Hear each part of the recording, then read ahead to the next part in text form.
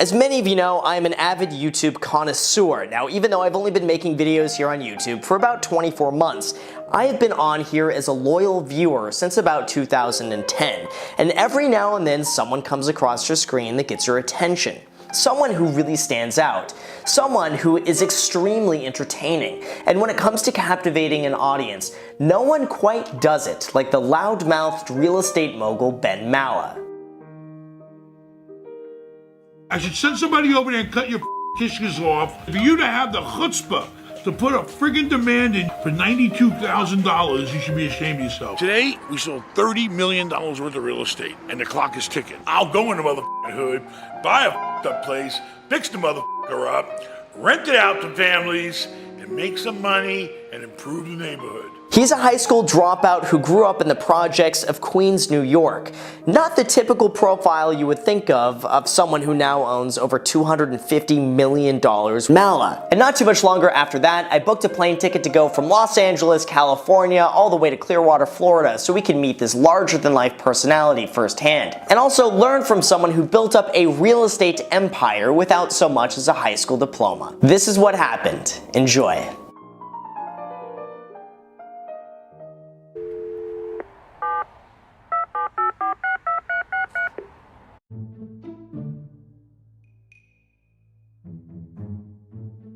I don't think he has a doorbell. Hey, here for Ben? Oh, yeah, he's meeting with Frank downstairs. Okay. You just have a seat on the couch. Just sit here? Yep. Okay. Sit there. All right.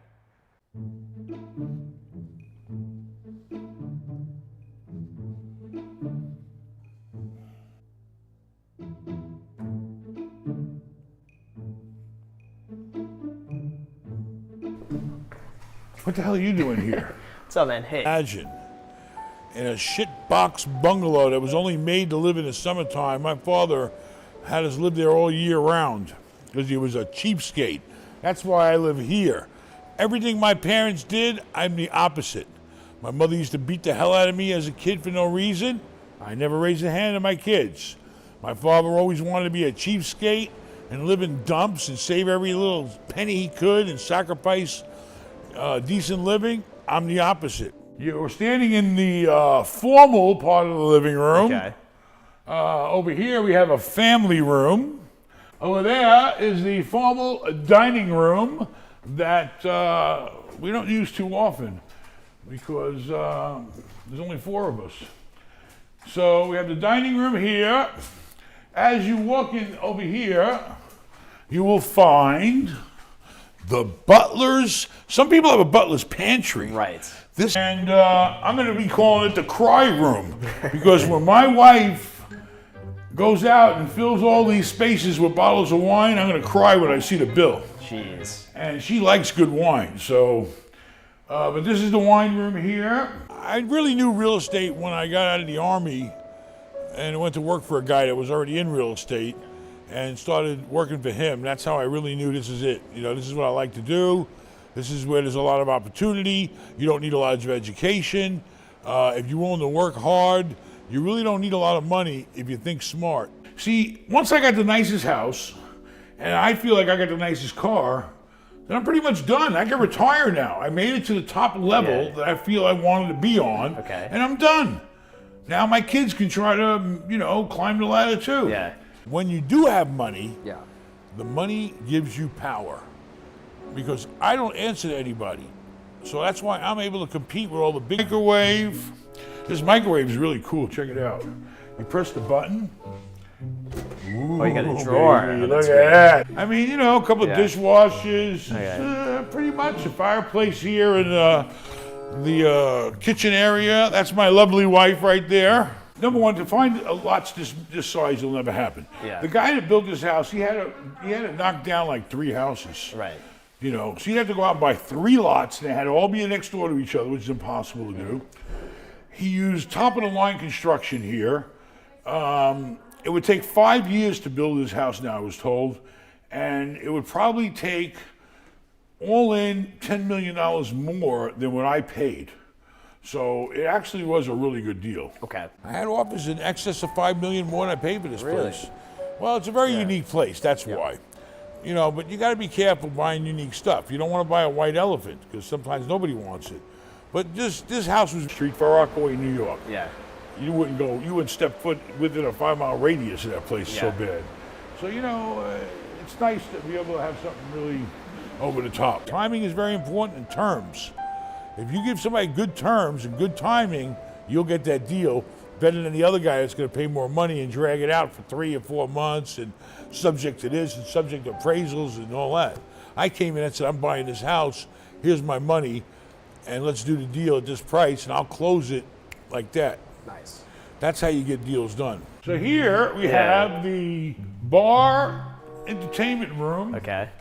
And you'll find we have a company that makes these pool tables. We have a license from GM, we have a license from Ford, we do them in Camaros, we do them in Mustangs, and we do them in Corvettes. We ship them all over the world. We shipped a lot of them to Dubai. The Arabs love them. You know, they got money to burn. Yeah.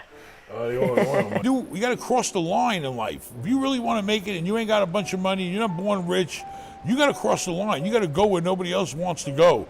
You got to work the hours nobody else wants the hours. You know, I neglected my kids when I was young, but I did it knowing that I was trying to benefit them for their future. So yeah, my kids may have missed out on, you know, Boy Scouts or, you know, some of the sports activities or whatever, and I feel bad about that, but in the long run it paid off. Because now, you know, they're set. I mean, you're overlooking the Gulf of Mexico. Yeah. You've got, you know, hot tub. It has a lazy river that goes under the house. I'll show you. You know, it's a comfortable place. Whoever designed it knew what they were doing. I mean, look at the ceilings. Look at the balconies. I mean, it's pretty over the top. The first house I ever bought, I think I used my VA loan, and it was like a no money down deal because the VA had a program. Of course. But I remember, you know, saving money to, you know, back then I have no trophies. I got a couple, but nothing to brag about. We don't get a lot of trophies in real estate.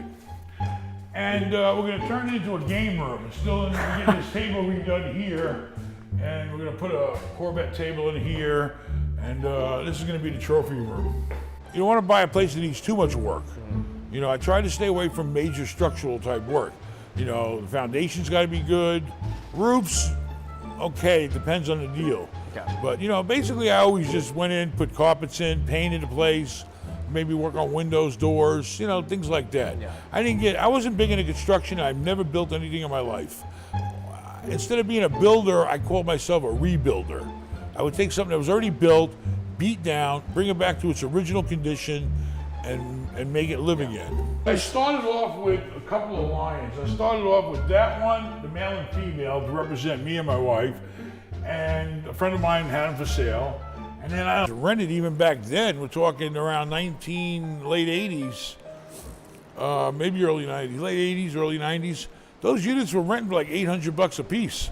That's a lot. So I took a piece of crap, and you know, I used to buy, whatever it took. I'd buy used carpeting, clean it up.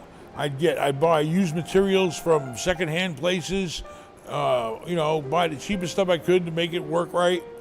And, you know, didn't spend that much fixing them up, but, you know, made them decent and safe. And so I took a piece of garbage I paid $27.5 for, probably threw another maybe six, 7 grand into the place. And I hired guys off the street to help me in painting and all that crap. And then, you know, so I'm into the place, say, for 35 grand, you know, based on $1,600 a month income. It's now worth $100 just for show. So, you know, and then across that bridge is a whole entire guest house. Okay. And the movie theater. No way. No way. No way. How could you have a house without a movie theater? What does he go out to the movies? Find a deal that has some kind of potential where you can make it better, you can create value, you can get some sweat equity in it. It's called value add. Yeah.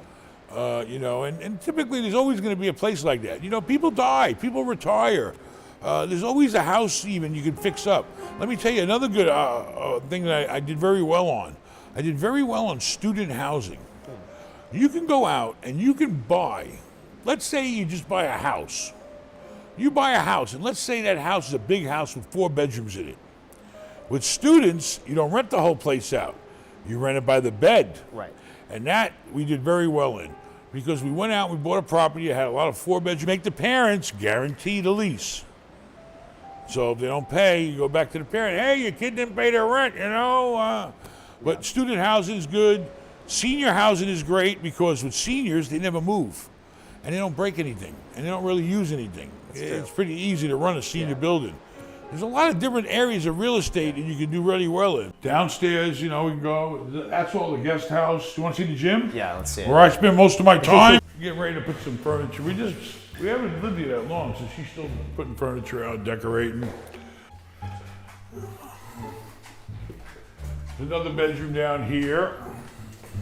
So we're still in the guest house. We're in the guest house. We're still in the guest house. So it's 3 stories. 3 stories. This is the kitchen, balcony, fireplace on the balcony out there. Okay. And here you are, look at this. This is what happens.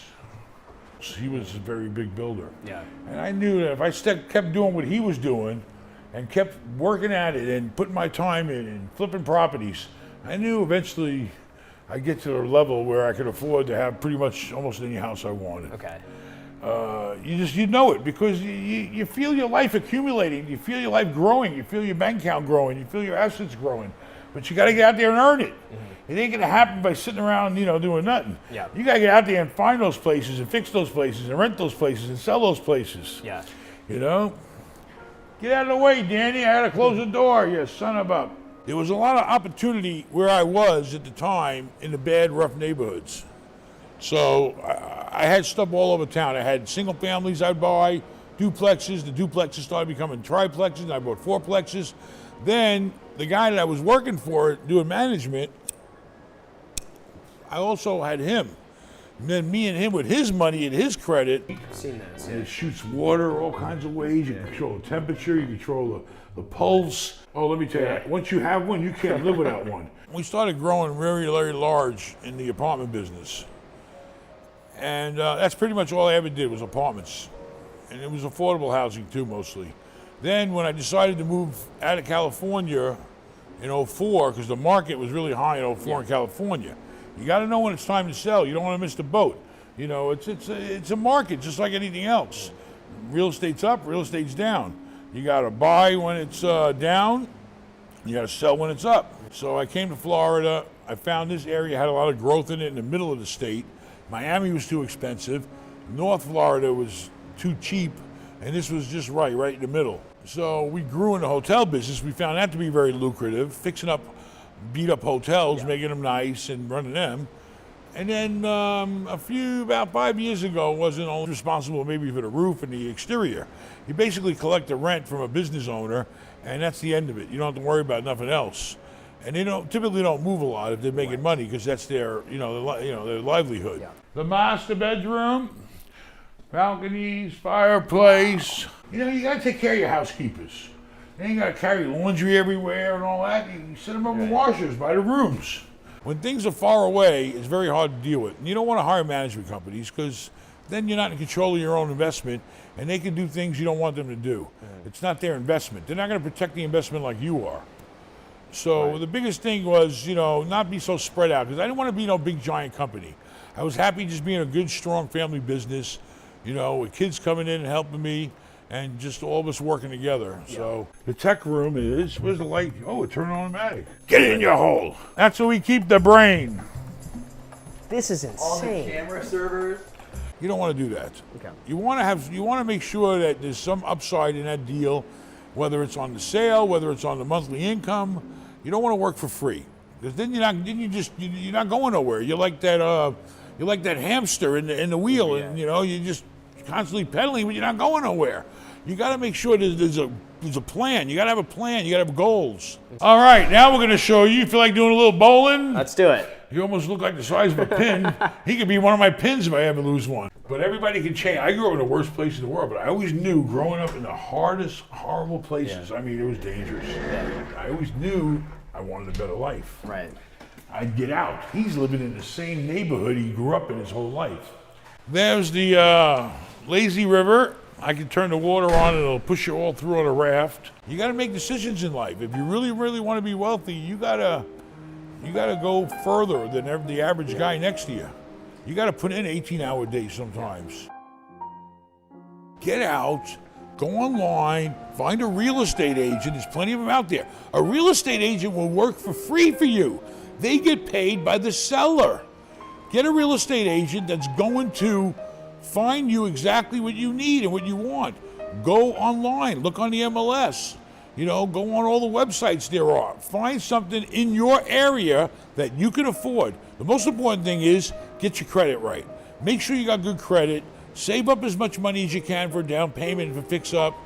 But your credit is more important than anything. And if you do have a bad credit report, fix it. You get on the phone and negotiate yourself. You can do credit repair yourself. Yeah. You'd be surprised. You know, medical, school loans, student loans, things like that. You can get on the phone and get a plan with that person to get it off your credit report. Yeah. And then, you know, even people that were bankrupt. Bankruptcies only last 7 years. After 7 years, they pretty much forgive you.